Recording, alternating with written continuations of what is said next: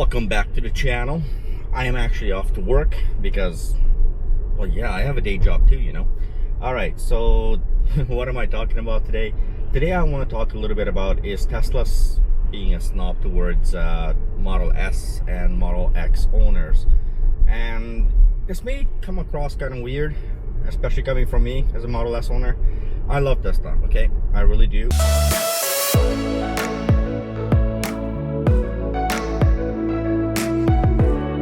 Look, I created this channel because of how wonderful this car is, and I love it. I really do. It's a wonderful car to drive. It's a lot of fun to drive these cars, and all the aspects of these cars really do their job. They really come together and do what they're supposed to be doing. And that's, I think, my biggest thing here. The car itself is wonderful. Tesla, on the other hand, is not really, well, it feels like they don't care much. And when it comes to the Model S and X anyway, it seems like the cars are snubbed, all right? So now, why do I say this? I say this because ever since the Model 3 came out, and understandably so, Tesla kind of took the focus off of the Model S and X and really focused in a lot on the Model 3. And again, to me, this is somewhat understandable because the Model 3 is their flagship car in the sense of, you know, it's the mass-produced car. It's the one that, you know, is going to get Tesla into the mainstream a lot more than the Model S or the Model X. But then I keep seeing that the Model S and Model X sales are falling, and you know, we hear this constantly. They're not selling as many Model S or as many Model X's as they would like. And of course, they would like to sell more Model S and Model X. The profit margins are much higher on these cars. So why are they not selling more Model S's and X's? Well, there's a few reasons. One, obviously, is the bigger price tag. Two, it has to do with the fact that it's a bigger car. And I mean that. It's quite a big car. When you look at the Model S or the Model X, they are quite decent sized cars. Whereas the Model 3 is much simpler. It's much easier to park around, especially if you're driving around the city. It is probably your best option.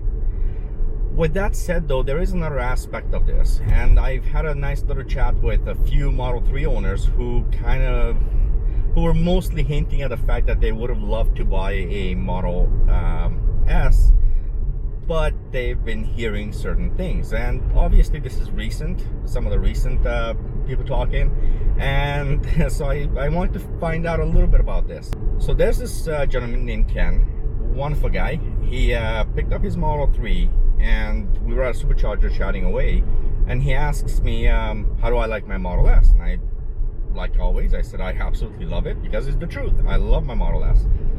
So I asked him how is he enjoying his Model 3? He goes, I love it. Although I wish I would have bought the Model X, but the Model S, but he wasn't really sure based on some of the things he's heard.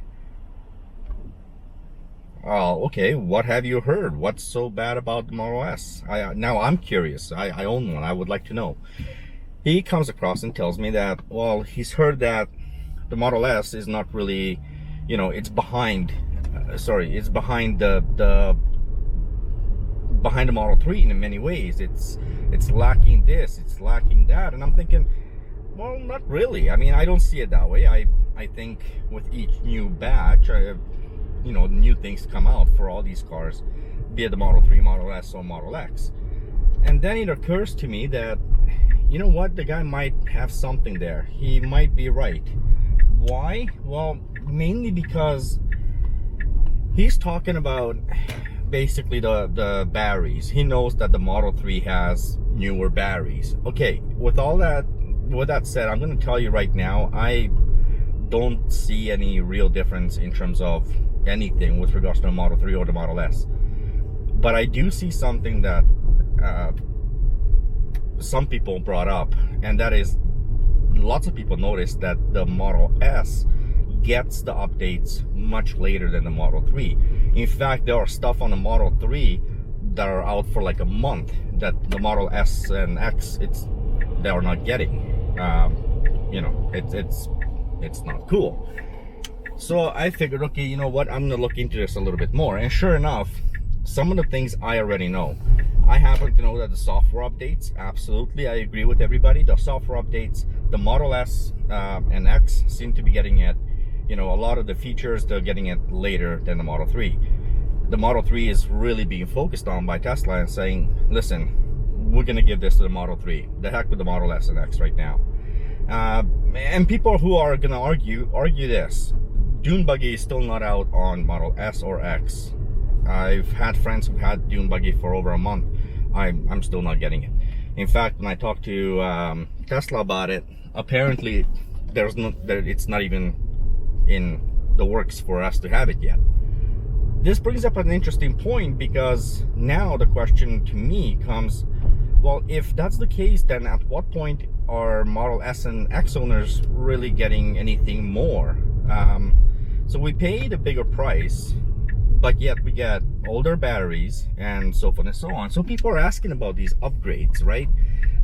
When is Tesla going to have a refresh? Right now, there's obviously the Raven, the Model S, Model X. That's great. It's got the hardware 3 and this, that, the other thing. I think ultimately the cars, the Model S and Model X owners are being snubbed. I really do believe that. And I do understand to a degree that why they're doing it. Obviously, the Model 3 needs to just keep going on this path it's going on. But on that same note, having the Model S and Model X owners pay the price by not getting certain things, and by not really, in a real world, as a Model S owner, I've told this to a few people now, I don't actually recommend it anymore. I went from recommending the Model S and Model X, and I went to saying to people, you know what, just buy the Model 3. You'll get the latest software, it's faster than the Model S. You'll get more features than the Model S or the X. And frankly, you have the newer battery pack, you have, I mean, in the real world, I can't really tell people any reason aside from, well, a personal preference, in which case mine is a personal preference. I can't really give anybody another reason to buy a Model S and X. If you like the gadgets and you like the software and all that stuff, the Model S and X are not the way to go. It's definitely the Model 3 to go on that path. I'm not complaining. I love my car. I will never give it up. But that's just what I have to say. All right, I'm done talking. Till the next video, drive safe. See ya.